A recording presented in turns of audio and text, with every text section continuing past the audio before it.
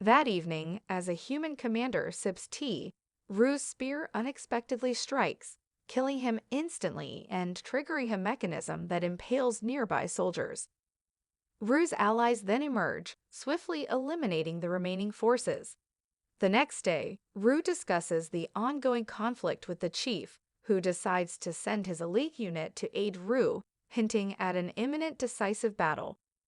Returning to the village, theirs, now willing to serve Ru, pleads with him to give the secret medicine to the humans to save the princess. Ru contemplates this, seeing an opportunity to place the human kingdom in his debt, while also considering the broader implications of the world's religious system, governed by 5 powerful gods.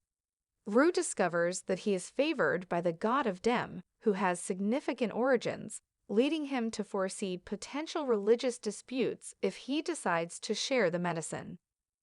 Despite this, he assures theirs that he will consider her request. As Ru's group nears the enemy base, understanding they are outnumbered, Ru opts against a direct confrontation. Previously, he had scouted the area and overheard discussions about the Rugal Ordon. He questions both Kobak and theirs about this, learning that the Rugal Ordon consists of 8 heroic warriors, each blessed by the gods and capable of empowering their allies. Intrigued and seeing an opportunity, Ru expresses a desire to confront them. Ru summons his skeletons for an assault, but Mio points out the impending dawn, which could weaken them. Ru reveals he has a strategy, instructing his allies to secure the perimeter while he leads the charge. As daylight breaks, the skeletons, protected by a coating of slime from Ru, resist the sunlight. Ru joins the battle, commanding the skeletons and manipulating the surrounding water and blood to unleash a devastating wave that annihilates the enemy soldiers. During the chaos, Philip, a member of the Rugal Ordon who dislikes his nickname Bongbug, confronts Ru. He reveals his blessing from the god of demonic insects and unleashes bugs he's created, which begin animating the soldiers. Ru quickly deduces these aren't ordinary undead, but are controlled by parasites. Philip then transforms the soldiers into insect-like creatures that swarm Ru. Despite the onslaught, Ru cuts through them easily, though Philip notes that while the insects cannot kill Ru due to his regenerative abilities, they can still challenge him. Philip then summons a giant centipede, classified as a natural disaster, which bites Ru, injecting him with a paralyzing venom. As Ru loses consciousness, the centipede departs, leaving him apparently defeated. However, Philip soon realizes Ru has vanished and narrowly avoids a counterattack. Perplexed by Ru's survival, Philip suspects a deception involving a fake corpse. As Philip prepares to unveil his first secret weapon, boasting of his powers, Ru abruptly strikes, destroying Philip's vial.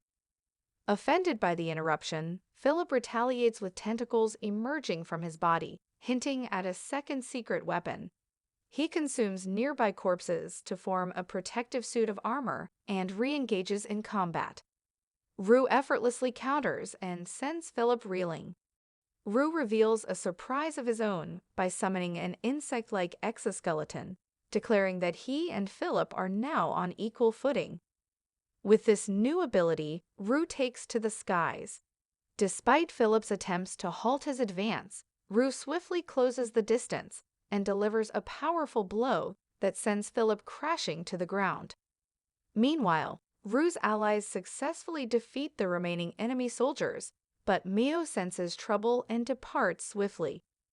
Conceding defeat, Philip sheds his armor and attempts to flee. Ru pursues him but is briefly hindered by the discarded armor. After dispatching it, he realizes Philip has escaped. Mio, relieved to find Ru unharmed, rejoins him. Ru then discloses that he had dispatched a stealthy replicant to locate the human leader.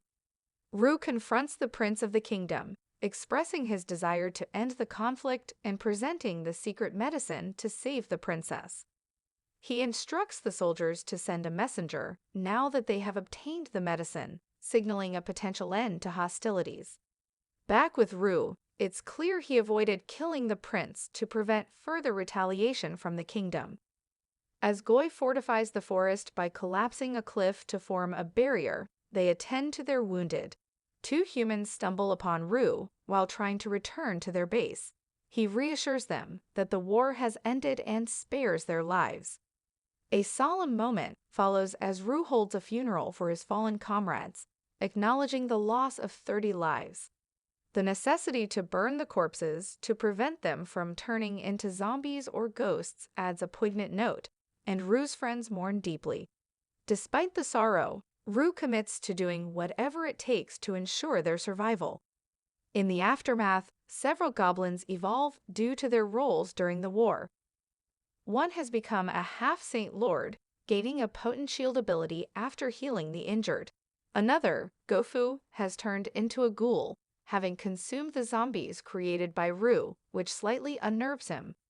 Mei evolves into a demi with eyes all over her body, providing her with remote viewing capabilities ideal for intelligence gathering.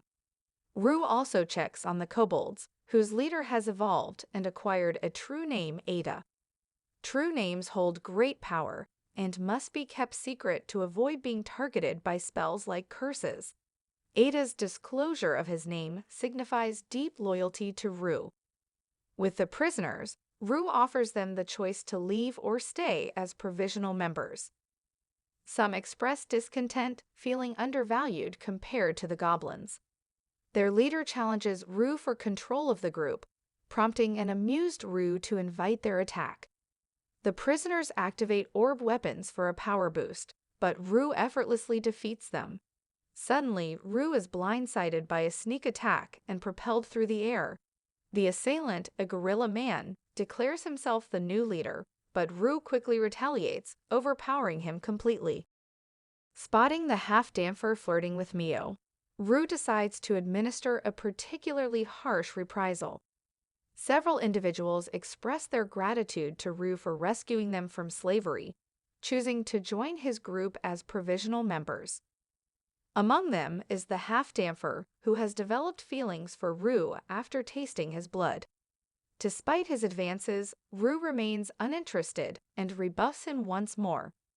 This results in an addition of 50 new provisional members to Rue's ranks. Rue introduces Emery to a group of dwarves, but their brusque demeanor does not sit well with her. Nonetheless, Rue encourages her to foster good relations with them due to their renown as skilled craftsmen. The dwarves gift Rue a new warhammer as a token of goodwill. Subsequently, Rue begins agricultural activities, having obtained magical seeds from a dryad. These seeds are special, growing faster and yielding more nutritious crops. While some provisional members choose to return home, Rue is aware that the noble prisoners have been released but brainwashed by Mew, turning them into unwitting spies.